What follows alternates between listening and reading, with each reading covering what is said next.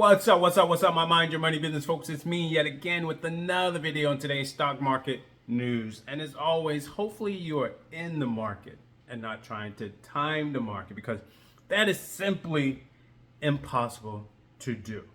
So the market is going to be open for like another few minutes, but it says here the Dow, S&P 500, NASDAQ, eye records as AI, artificial intelligence buzz keeps Trump shutdown threats in the background.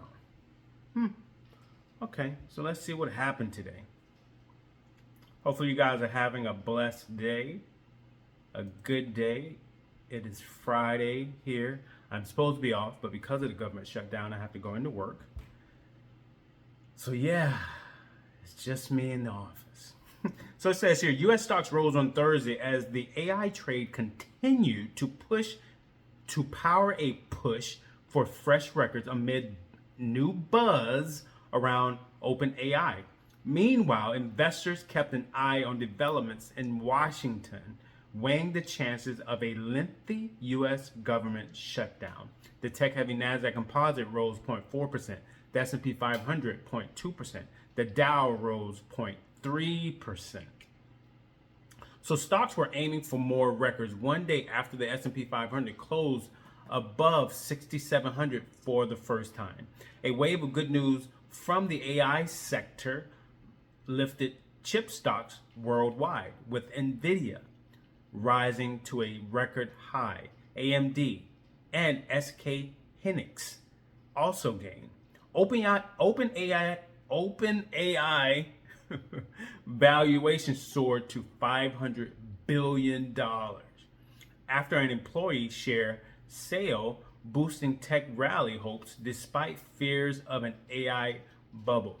The ChatGPT maker ousted Elon Musk's SpaceX as the most valuable startup in the world. A lot of money, yeah.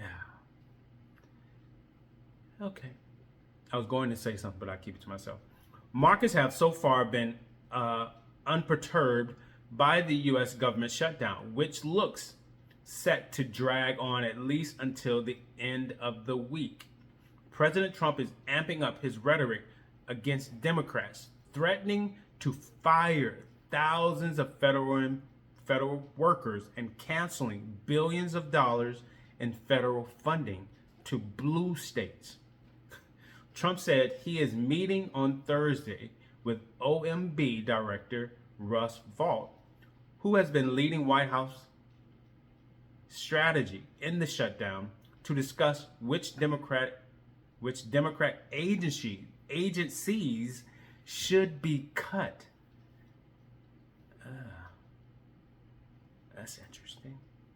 Hey, I could be affected by this. In any case, Friday's scheduled release of the September jobs report is all but certain to be delayed.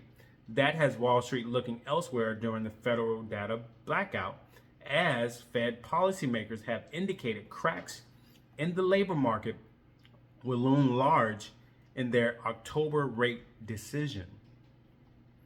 So private data from the firm Challenger, Gray and Christmas released Thursday found hiring plans at their lowest level since 2009, even as layoffs fell. The report provided more evidence of the softening low fire labor market after Wednesday ADP report. Investors remain near unanimous on bets for a cut at the Fed's next meeting. Elsewhere in corporations, Tesla shares took a hit despite record sales quarters as investors turned focus to future performance without the federal EV tax credit. That's interesting. I think because Tesla was at an all-time high, I think investors just took money off the table. Well, of course, somebody took money out. That's why the stock fell. Yeah. Oh, Bitcoin is up to $120,000 a share. Wow. I remember when Bitcoin first came out. And this guy I work with was telling me about it. And I did not buy it. Okay.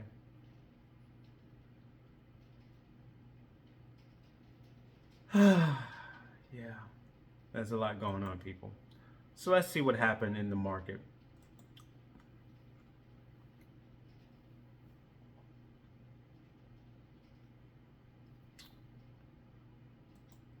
Yeah, the market just closed. What did it say the S&P 500 did today? Hmm.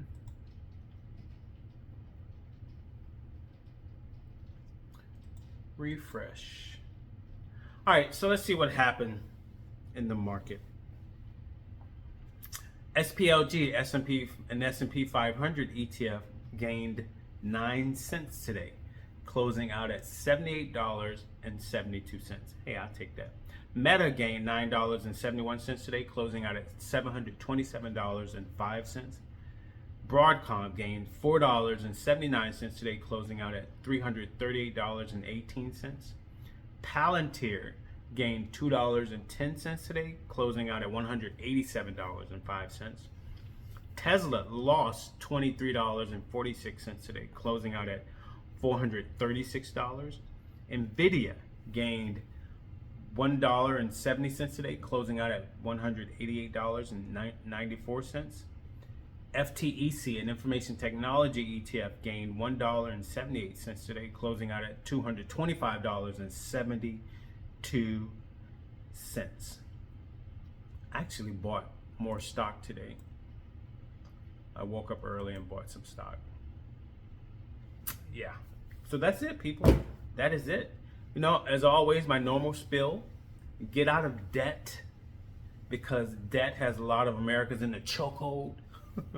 They can't invest because they owe a significant amount of money to whomever they borrowed it from, whether it be college, student loans,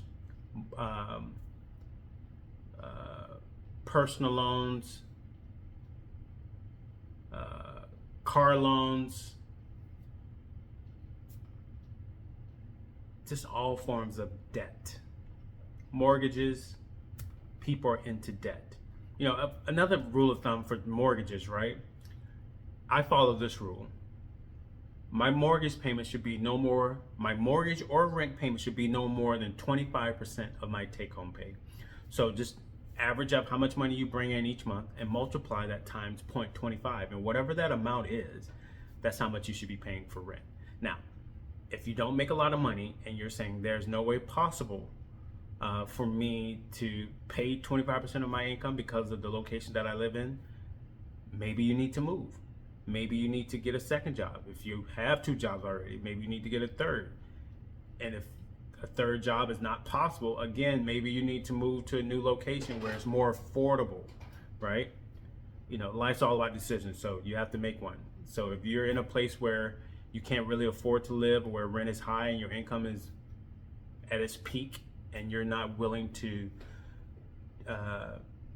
do anything, or if you can't find a way to make more money, that's your decision to make. If you stay there, then you just have to deal with what life is giving you. But if you want more, you have to make a different decision, because you can't keep doing the same thing and expect a different result, because that's the definition of insanity, right?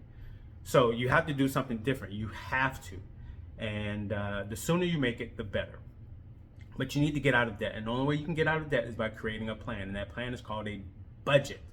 The budget is where you're going to tell your money where to go each and every week, month, every day. You're going to put yourself on a budget. I get up like before, like I didn't put on my shirt, right? Sometimes I do, sometimes I don't, because I'm trying to cool down, because I spent like the last hour getting my lunch ready for the day. I make my fresh salads. I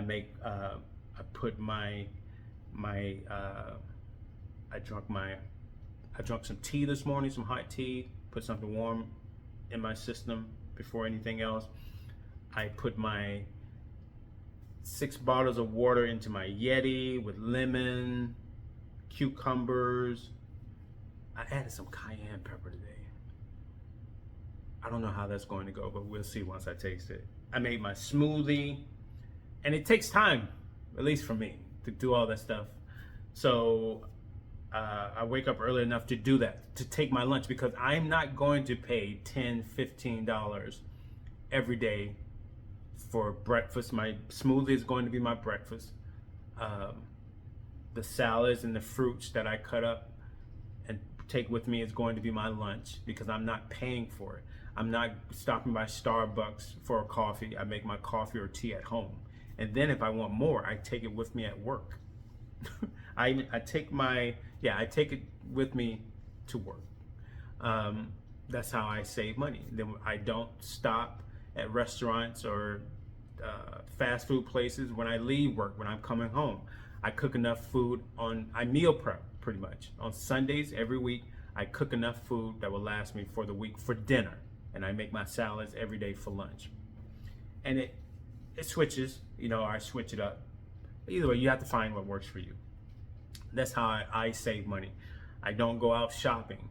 I don't go out to eat. And if I do, I budget for it. And I do have money in my budget for going out and eating out if I choose to do so. So that's what you can do as well with your budget.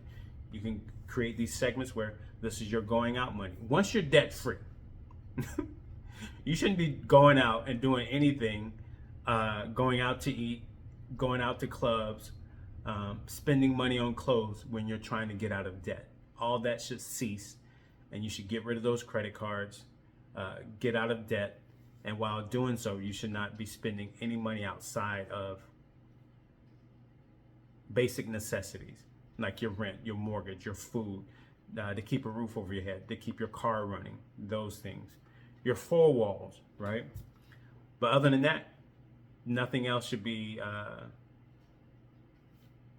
considered or money spent on until you get out of debt. And then when you do get out of debt, now that I'm out of debt, and I've been out of debt for the last 4 years, I maintain my budget. I have a certain amount that I invest every month. I have a certain amount that I save each month. I have a certain amount that I give each month.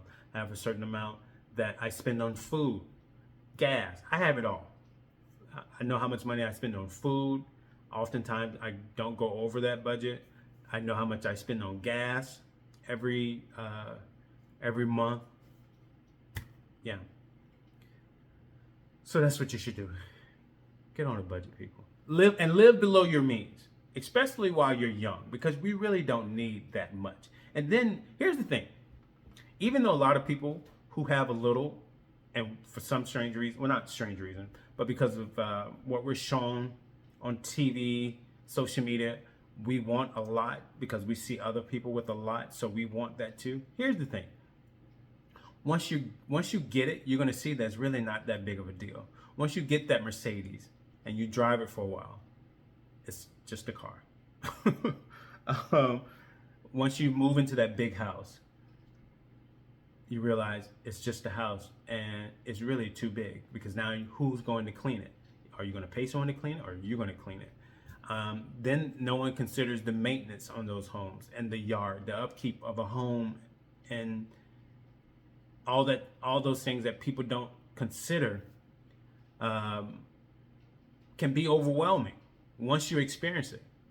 Even me as a landlord, there was damage to my property, and I had to pay a lot of money that I did not expect.